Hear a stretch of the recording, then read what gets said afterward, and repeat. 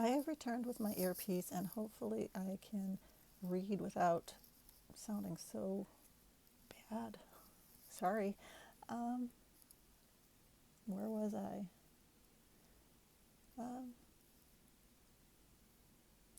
one. Okay, I had that one particular eve, and Silas' patience wore thin. He tried not to become irrationally jealous if Angeline spoke with other men. She did fill the manor with her music, which often delighted the guests. It was her own magic. She could flit and flirt. She could be a real social butterfly.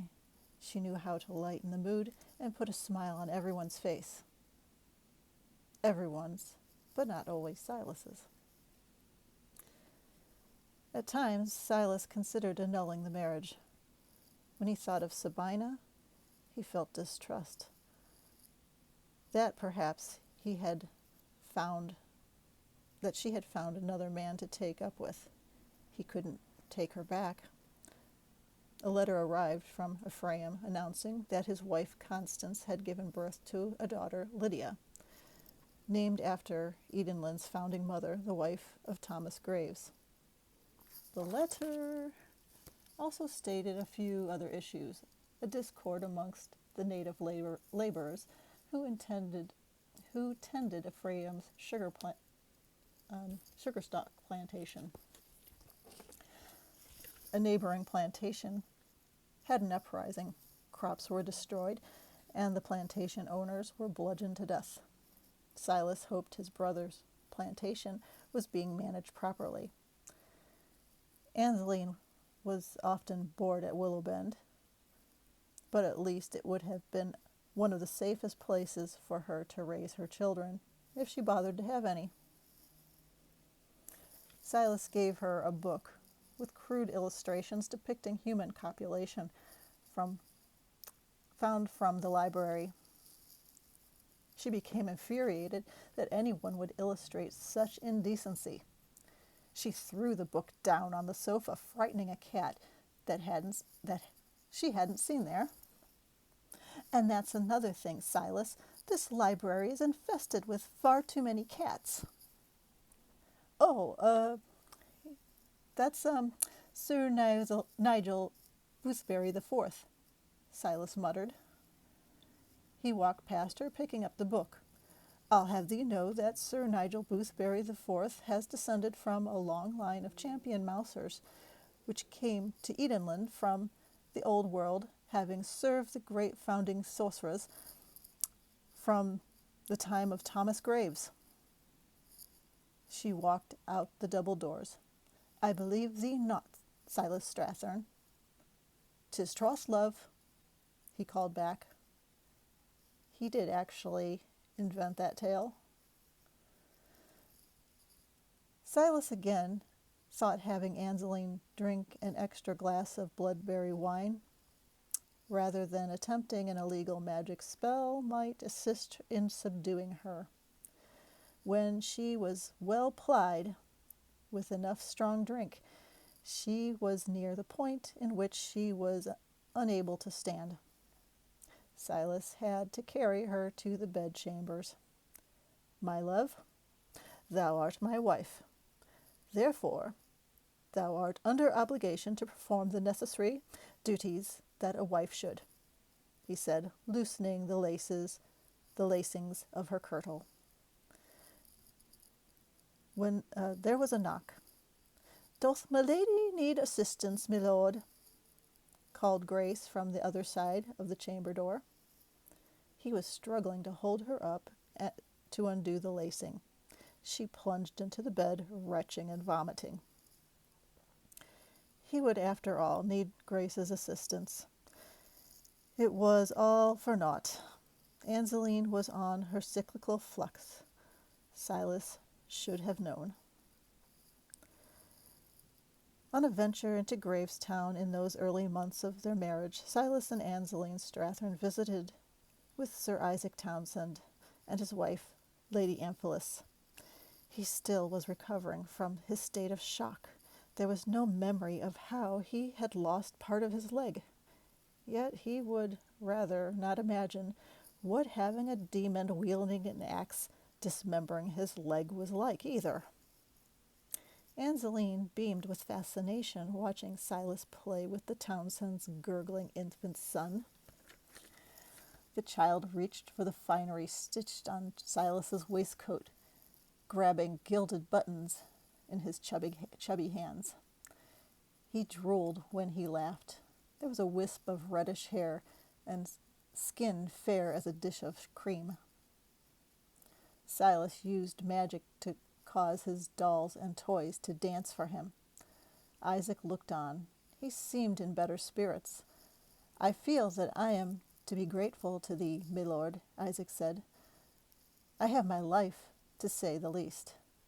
"Nay, my friend, for thou hast come to my aid, and fought against the beast of Hades with valor. 'Twas my dear wife and her mother who moved thee to safety." Silas bounced the babe on his knee while he consoled the father. Angeline said nothing. She had no memory of doing such a thing. "All I have is a journal I wrote in that eve prior to those accounts. These crimes I recall not, yet I wrote them in mine own hand," Isaac said. "We were thither to rescue Angeline, who was about to become engaged to Lord Briggs." Sir Isaac turned to her. "A fortunate happenstance, for Briggs seems to be quite the dastardly fellow." Angeline turned away. That evening at the Wexcombe Manor, Angeline was playing with her own nephews and nieces. She handed wee William to Silas. He wasn't as friendly as Sir Isaac's little boy. "That one," his father said, "I'd like to send him to Willow Bend for an education." William screeched as he tugged Silas's hair. "We shall see when as the lad can be taught to read and write, perhaps a scribe of the law." "Nay, we wish for him to be thine own apprentice of sorcery," said Angeline's elder brother, Augustine. Silas forced a smile. He hated to have the simple minds of the non-magic elite try to intimidate him into selecting whom he should choose for his apprentice.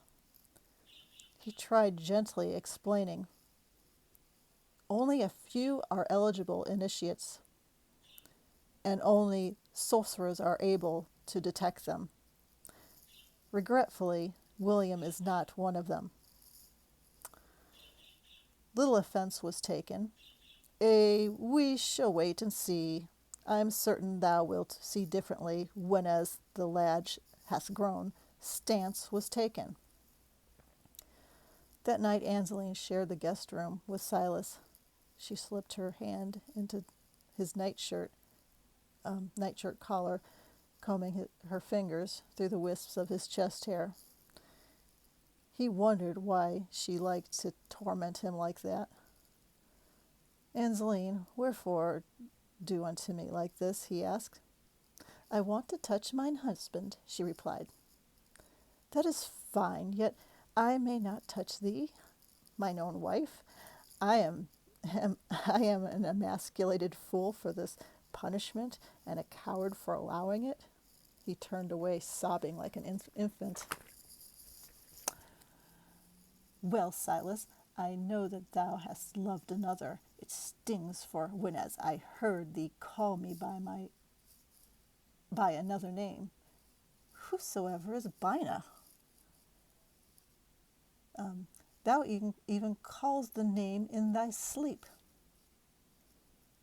Wherefore am I punished that I see thee as my master's daughter, a woman whom I held such respect for?